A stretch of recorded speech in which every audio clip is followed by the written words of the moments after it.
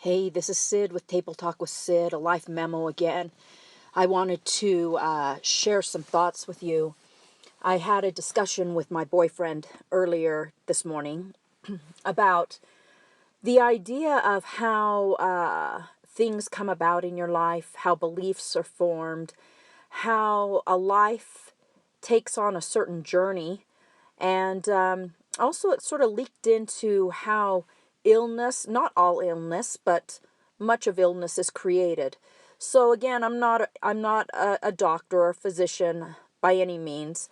I have done a ton of research and throughout the years, and truly, they have stated time and time again in several different medical journals that stress is one of the number one reasons for illness and the downfall of the body and the mind. It is true that what we ponder on, what we believe, what we think about does carry over into our everyday health, our everyday well-being.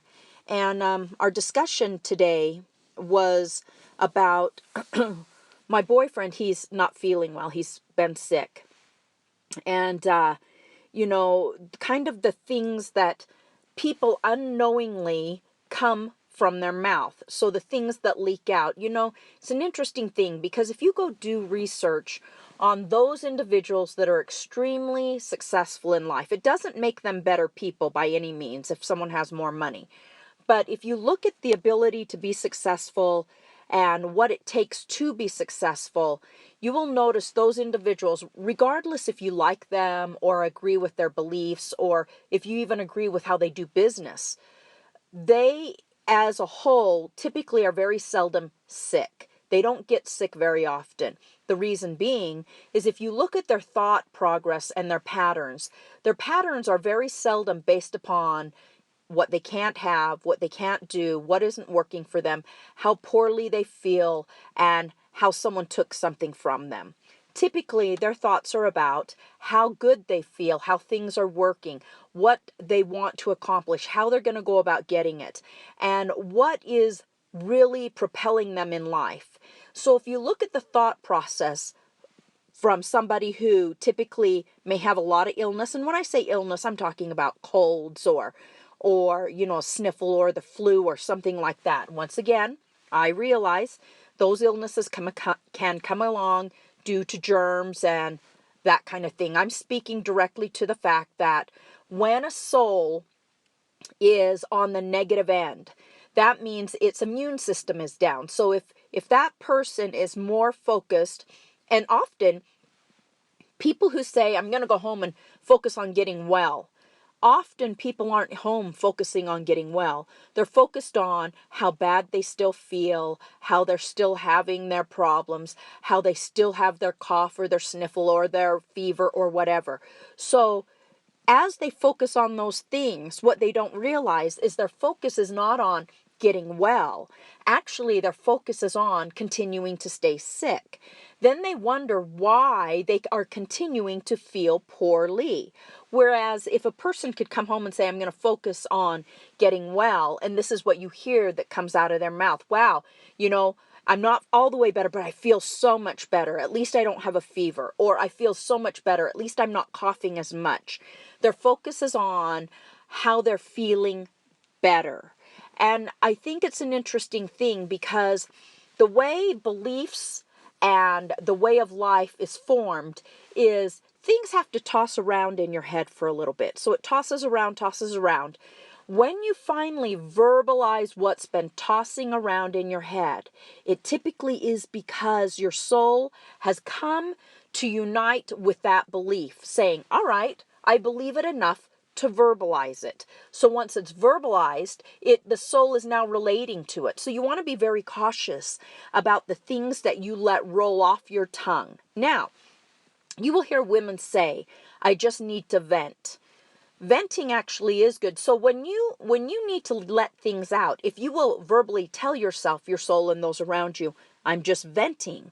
I'm venting so I can get the negativity out of me so that I can go on and think positively.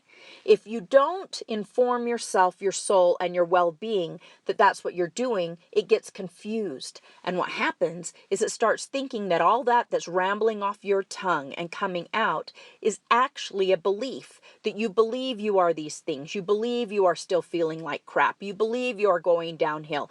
Your belief is that. And if that's what it is, your soul must unite with what you believe. That's highly powerful. Very few people understand that. Your soul must unite with what you believe. What you believe is what has been conjured up in your thoughts. Your thoughts are what those things are that finally roll off your tongue. The things that roll off your tongue are the things that you have been pondering on within your soul, within your head, and now your whole thing about you, your whole aura about you starts questioning, that must be what I believe. Now, a lot of people don't really realize that that's what's happening. So this mundane thing of complaining, or this mundane thing of talking about all the things that aren't working and all the things that are making you feel horrible, or all the things you're frustrated with, what they don't understand is those are not mundane things. Those are things that are actually becoming beliefs, power within you. So you want to be very, very cautious about what your habits are, what type of things you're letting roll off your tongue, because those things are the things you're conjuring up in your mind to be true. Be very clear with yourself what you vent off and you let go and you never think about again, and those things that are actually rolling out of you, out of your soul, because those are the things you've been spending time on within yourself, spending time on believing, spending time on putting power to. So the things that you want to happen in your life, let's say you want to get over a cold faster. First of all, typically, my physician told me this, typically that the cold in the air is not what creates a cold. It's typically somebody that their immune system is down. Maybe they're stressed out today. Maybe they didn't wash their hands, I guess, and they've now touched their face or whatever. But the cold itself typically is not what is causing the cold. It is typically where that emotional immune system is. So if somebody is already down, whether with illness or down emotionally, that's when illness happens. So if you can really start looking at how you are thinking, what you are thinking, and what you are pondering on, meaning conjuring up in your thoughts that roll off your tongue, and start being aware, not to poke and jab at yourself, but so that you can really truly start having more emphasis, more control, more power over your own life, over your own health.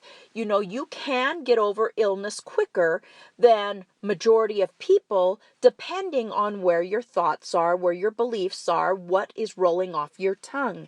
You can be a person that is not sick very often, depending on how you think. What are your habits? Where is it that you put your energy? All of these things are quite empowering. They are things and opportunities of ways to take control of your life, to take control of your own peace and happiness. Peace and happiness is not something that just kind of falls into your life someplace and you get lucky if you find it. Peace and happiness is something you actually create. You focus on it, you find it, you thrive on it, you find gratitude for it. So what I hope for this discussion in this life memo is that we all just take more time to really look at our lives, and that we are not under control by someone else. Someone else and something else in the universe is not controlling us. It's not controlling our health, our wealth, our future, our now. We are actually in control of that. And that is what is so brilliant, because it is so simple. It's as simple as taking a moment, looking at what you think on, how you ponder, what are your habits, and what do you work up in your head and let roll off your tongue, which creates beliefs. Remember, in your day and in your life, you will fall down. Stand up, brush off, and move on. Talk to you.